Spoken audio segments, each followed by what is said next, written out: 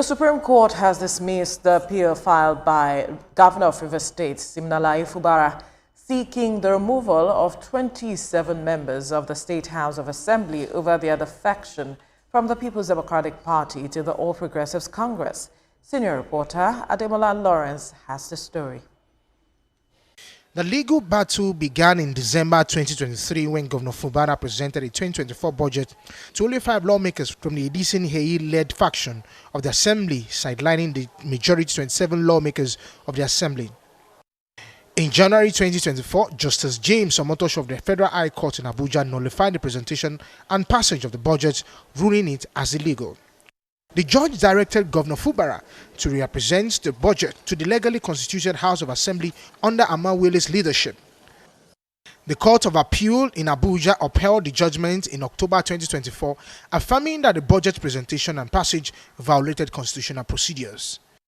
But today, the court, in a ruling delivered by the Justice Musa Muhammad, struck out the case after Mr. Fubara's legal team, led by Yusuf Ali, a senior advocate of Nigeria, withdrew the appeal. The appeal by the governor of Rivers State was dismissed by the Supreme Court this morning, following the notice of withdrawal by the governor of the appeal he filed. Consequently, the decisions of the Court of Appeal and that of the Federal High Court, presided over by Honorable Justice Omotosho J, affirming that the Rivers State House of Assembly, led by Honorable Martin Amaewule, and the other 26 members of the House of Assembly are the authentic members of that House of Assembly. With this judgment, it's safe to say the 27 lawmakers can now fully resume their roles in the Assembly. Martin Amaewule is the leader, that is the Speaker of the House of Assembly. So that is the position today, and I must add that the Court of Appeal had admonished and clearly stated that the House, purportedly being led by a 3-man panel, is not the Rivers State House of Assembly. With the dismissal of the governor's appeal, Governor Fubara is now compelled to comply with the court's directive to re-represent the 2024 budget to the Amaewule's led assembly. Ademola Lawrence, TVC News, Abuja. Joining us via Zoom for this conversation is Senior Advocate of Nigeria, Kunle Adegoke. Good morning, Leonard Silk. Thank you for joining us. Good morning. It's my pleasure to be here. Right. Now, help us better understand this ruling by the Supreme Court. Does it put a stamp on the leadership of Martin Amaewule?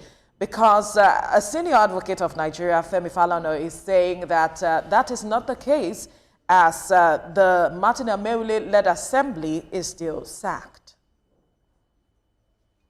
Yes, the decision of the Supreme Court of yesterday is one that one can say has not effectively pronounced on the status of the House of Assembly as constituted, either with respect to the majority that are alleged to have defected, or the purported minority or that passed the budget.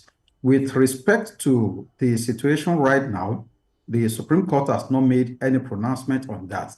And this is by virtue of the fact that the appeal that would have given the Supreme Court the opportunity to so pronounce was withdrawn yesterday, more so with respect to the issue of the passage of the budget in 2024.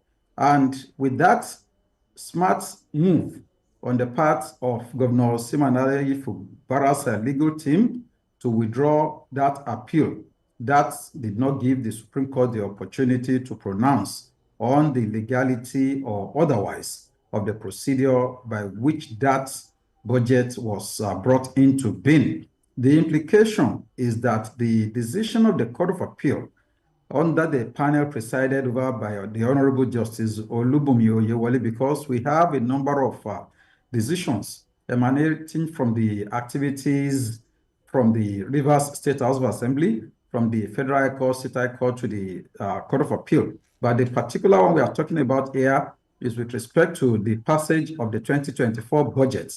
which was decided by the Court of Appeal under the panel presided over by the Honorable Justice Olubunmi Oyewole, and that decision will seem to be the position of the law today with respect to the status of that particular budget. So with Governor Fubara asking his legal team to withdraw the case from the Supreme Court, describing it as academic, I'm wondering what exactly this means in legal and political terms, and why would the court go ahead to dismiss the case rather than striking it out? Could you help us understand that? Yes, when parties have joined issues, briefs have been filed. It is not an appeal that is at the preliminary stage of probably just a notice of appeal pending, where probably records have not been compiled and parties have not filed their respective briefs. In a situation where parties have joined issues, arguments have been front-loaded before the courts, where the party that brought the appeal now decides to withdraw the appeal, the appropriate prayer by the other party is to ask the court to dismiss that appeal, so that will not give the opportunity for the originator of the appeal to come back and be asking for it to be reinstated. The implication would be that the position as decided by the Court of Appeal, which is in favor of the respondent, will be the position of the law with respect to that particular issue. However, the decision of the legal team of the appellant to withdraw that appeal is actually with respect to the subject matter from what we have read, since I'm not in the legal team, I'm not in the matter before the Supreme Court. From what we have read, definitely the decision to withdraw is based on the fact that the subject matter has become exhausted. The 2024 budget passed by the Rivers State House of Assembly, whether validly or otherwise, that was the subject matter of determination by the Court of Appeal and went to the Supreme Court. If we look at it, the 2024 budget must have been exhausted by now. It must have been implemented. And to that extent, another budget must have been presented and passed, duly passed, by the House of Assembly of Rivers State for 2025. And the essence of a budget is to lay out the estimates of expenditure and the income that the government had actually made, and how it intends to equally, make income in the oncoming year, and how such income is intended to be expended. And in such a situation where the budget had been implemented, it might become academic for the Supreme Court to be determining whether the 2024 budget was actually rightly passed or otherwise. If the respondent in that appeal had felt that there was still a live issue to be decided by the Supreme Court, they would have definitely opposed the application to withdraw the appeal. And the issue probably that the Supreme Court would first of all hear yesterday will be whether it will be legitimate or right for the appellant to withdraw the appeal or not. But that particular issue was actually agreed to by the respondent, that it was legitimate to withdraw it. But rather than striking it out, for the party that was seeking to withdraw not to have a change of mind and now be approaching the court again to say, well, the issue had not been decided, it was only withdrawn and struck out, and on that basis it should be relisted. So it was a smart move on the part of the respondent to say it should rather be dismissed and not just be struck out. As smart as this move is, there are several people in this whole matter now talking about the Martin Ameule group and the governor as well as the people. So where does this leave Martin Ameule as well as the people legally? What are the legal options that Martin Ameule's team have to addressing this matter now? Because he has said in response to this matter that the end of rascality in the state is near. Yes, parties to a court decision or a pending suit before the court would definitely interpret whatever ruling or order or judgment of the court that is given in their own way. However, the decision of the Supreme Court of yesterday had laid to rest the issue of validity or otherwise of the 2024 budget, which the Court of Appeal said was illegal and unconstitutional the way it was passed. That is the extant position of the law on that issue, and it is final to the extent of its finality, more so that there is no appeal at the Supreme Court on that issue. However, the Court of Appeal in that case did not go into the issue of who actually should be the speaker or otherwise. It only said the procedure by which the budget was passed violated several provisions of the Constitution with respect to how a budget ought to be passed, with respect to number of persons that should be present or otherwise. However, with respect to who actually is the speaker or who is the deputy speaker and what faction should have been represented as the leadership of the House, I think that particular issue is still pending before the Supreme Court, and it will be in excess of our liberty to go into that particular issue so that we give the Supreme Court that has the jurisdiction to determine that issue, to determine it so that it can now become the state of the law with respect to that issue, which will be binding on all parties. And where the Supreme Court eventually pronounces on this issue, it is expected that all parties shall respect the decision of the Supreme Court, which they are bound to do. Otherwise, it will become a ground upon which certain consequences can emanate with respect to anybody who flouts that decision. But as of today, we might not be able to effectively comment on the status of the Amaiwule-led faction of the House of Assembly in Rivers State or the other faction, and which one ought to be recognized as the effective leadership of the House of Assembly in Rivers. It is an unfortunate situation which is best avoided in the interest of the people of Rivers, in the interest of the leaders themselves, because a battle that is protracting all through several years will not go well for all the leaders, and it is a point where all well-meaning Nigerians will have to appeal to all those that are involved to rather allow this matter to be politically addressed. The matters are pending before the Supreme Court, no doubt. However, where parties are able to resolve and shed their swords, they might as well go back to the court and withdraw the appeals. That gives room for the Supreme Court to equally address other cases that are burning and demanding attention, asking for justice, so that all these political issues can be effectively resolved and the interest of the masses could be adequately addressed. As of today, we cannot determine, we as individuals who do not enjoy the power to make any legal pronouncement, cannot make any statement with respect to the interpretation of the judge of the decision of yesterday, and even the Court of Appeal judgment, insofar as issues on the borderline of who exactly is the appropriate leadership of the House is still pending before the Supreme Court, the ultimate court of the land.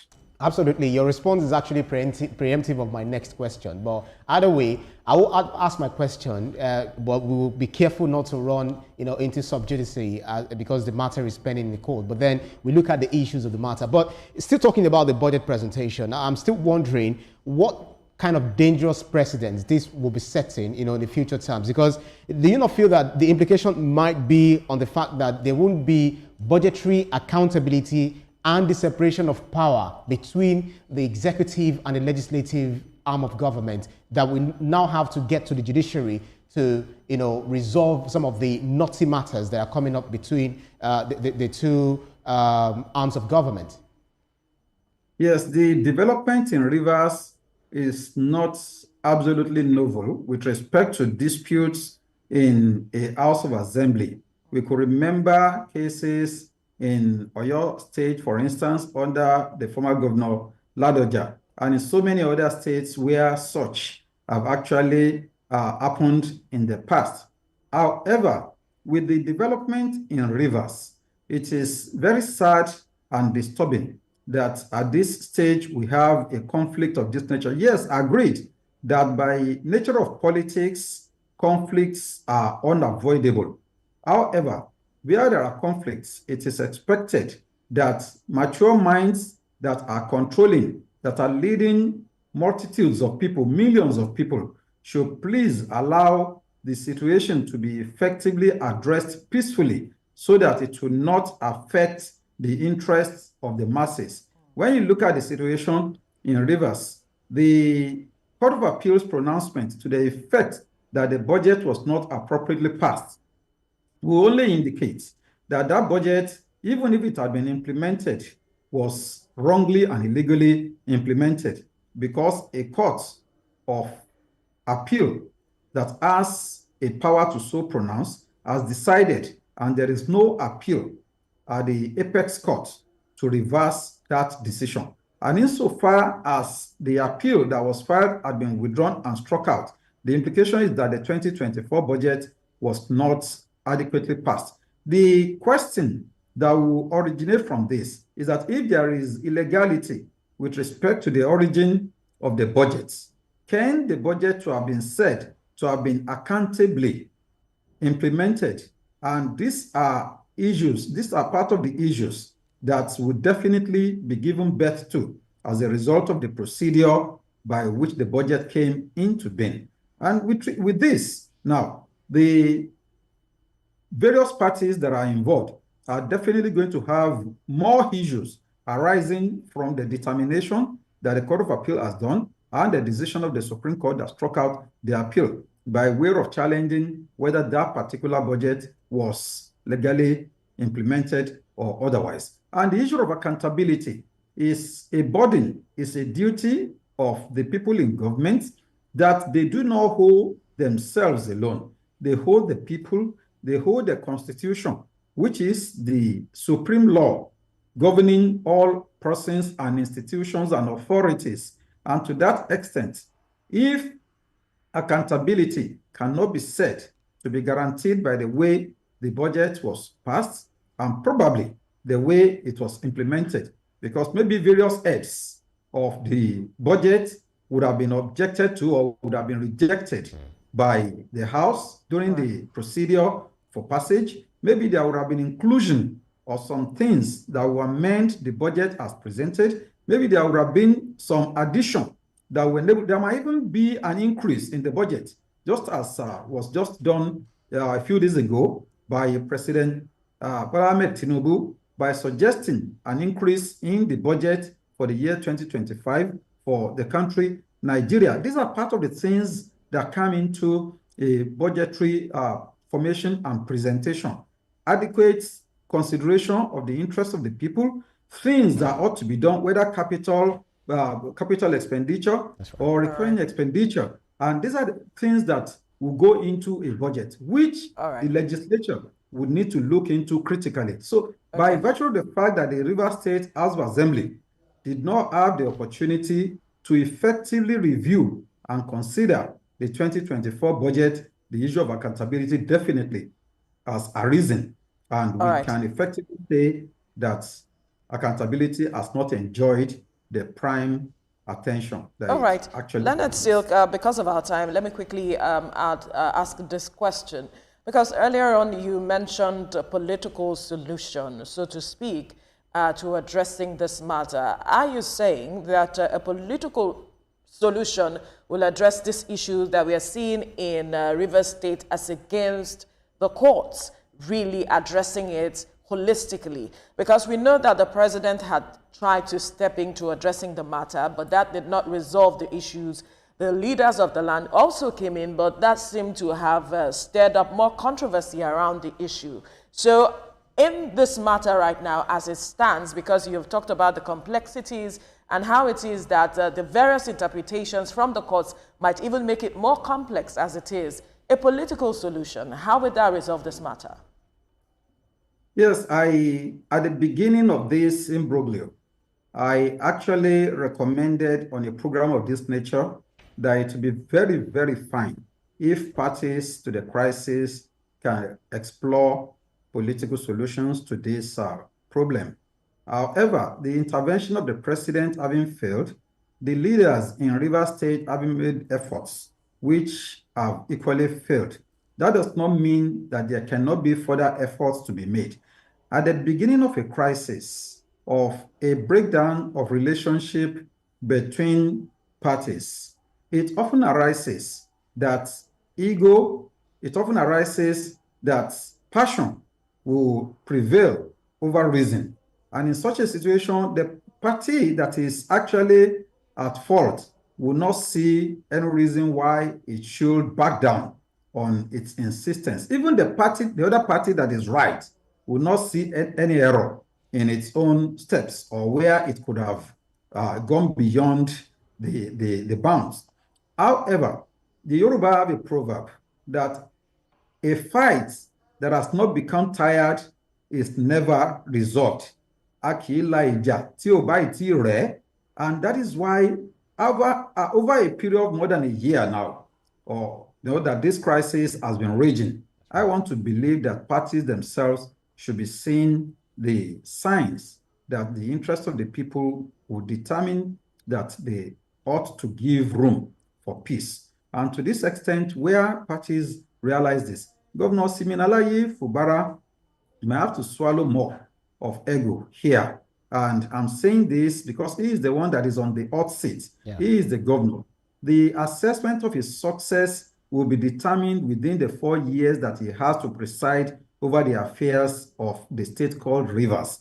He might have to calm down a little bit and prevail over the leaders in Rivers to equally approach former Governor Wike. And I will appeal to Governor Wike as well, the Honorable Minister, Jason Wike, to, at this stage, kindly consider, Governor Fubara is a political son, and there is bound to be crisis between father and son. The interest of the people of Rivers is what we are concerned with here. And that is why I believe that political solution can still resolve. There have been crises in the past that parties eventually allow political intervention, and those crises were ultimately resolved. And I believe that the president still has a role to play here, notwithstanding that the matter is pending in court. Yeah. If parties are able to agree and they go back to the same court and say, we are no longer fighting on these issues, we want to withdraw the appeals, we have resolved, the Supreme Court will be happy, because the Supreme Court has laid it down as a rule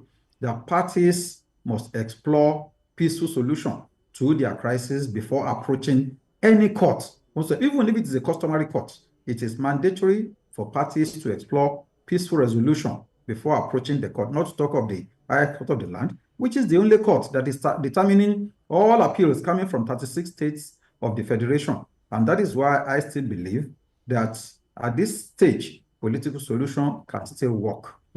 All right, so talking about this issue as they go on, because I want to quote, they said they really support the principle that legislative bodies should operate free from undue executive interference. And I'm wondering whether this is consistent with the judiciary stance in the cases like Balogun versus Attorney General of Lagos State, where the court emphasized the importance of non-interference in legislative affairs. And the way we see this pan out in Rivers State, what does this say about the principle of separation of power or powers, and then principle of checks and balances, where we do not necessarily have to be seeing the interference of the executive in the duties and obligations of the legislature? Yes, the Constitution, you agree with me that the principles of separation of powers, independence of the judiciary, and what have you, all emanated right before they were embodied in constitutional provisions, before they were made into a code as contained in the constitutions of various countries of the world. These are principles that philosophers, political philosophers, legal philosophers have given expressions to right from time immemorial, 17-something, 18-something, Montesquieu, and all the rest. And with these, principles that are aimed at enjoining what we call good governance, because everything is aimed at good governance to preserve liberties of the citizens, to ensure that the affairs of the people are effectively and very well coordinated and preserved by the people who are in leadership. Now, having realized this, the framers of the Constitution have brought this into the Constitution by ensuring that separate provisions, separate powers are vested in each arm of government, while the legislature is imbued with the powers to make laws. The executive is to implement, while we have the judiciary to interpret. These are separate powers, but that cannot ultimately enjoy absolute positions of autarky, absolute independence, and they must interrelate. And that is why the question of checks and balances will actually come in, where an arm of government is going beyond the constitutional provision. It is for the other arm to ensure that that is not allowed. And the body that is saddled with the responsibility to limit what an arm of government can do is actually the judiciary that will pronounce whether the legislative item or a particular law passed by the National or State House of Assembly is in violation of executive powers or is in violation of judicial powers. And that is why the courts have always equally tried as much as possible to avoid political issues. There are political issues that the court will not dabble into, no matter how brilliantly presented by the lawyers wanting to clothe it with the toga of Leonard Silk, legality. if you can hear me, right. You could just hold your thought for a bit. We need to quickly go on a break. When we return, we'll continue this conversation with you. Do stay with us.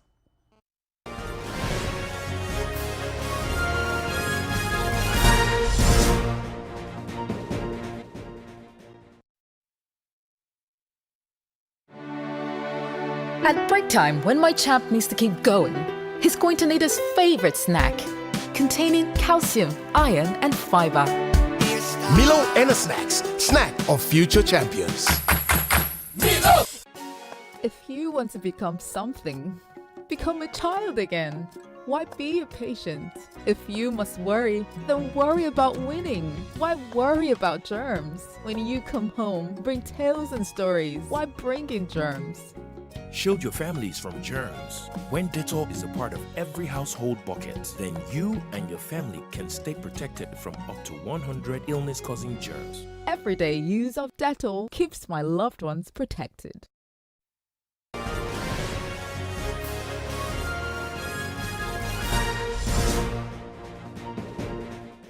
Thank you for staying with us. Before we went on the break, we were speaking with Kunle Adegoke, a senior advocate of Nigeria. He was responding to a question that was asked with regards to checks and balances between the executive in Rivers State. And we'd just like for you to finish off your thoughts before we went on the break, and then we'll ask the next question.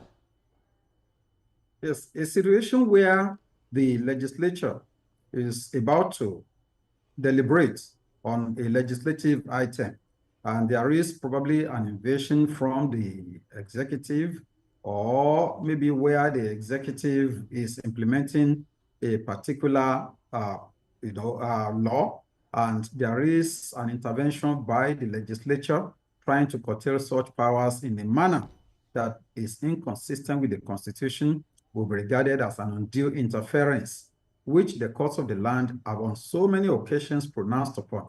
And these principles have become consecrated, that nobody can actually say that they are not part of our laws. And it is in this regard that it is imperative on all the parties involved in the legislative executive crisis in Rivers State to realize that the laws of the land have laid down what actually belongs to each arm of government. And this ought to be respected in a manner that will guarantee peace and peaceful development for the people of the land. All right, this is where we'll have to wrap up the conversation on the matter of Rivers State, but we must thank you, Kunle Adegoke, Senior Advocate of Nigeria, for your insight into the decision of the Supreme Court as of yesterday. Thank you so much for your time on the program. You're most welcome. Thank you very much. It's my pleasure. Thank you. All right, we'll now link up with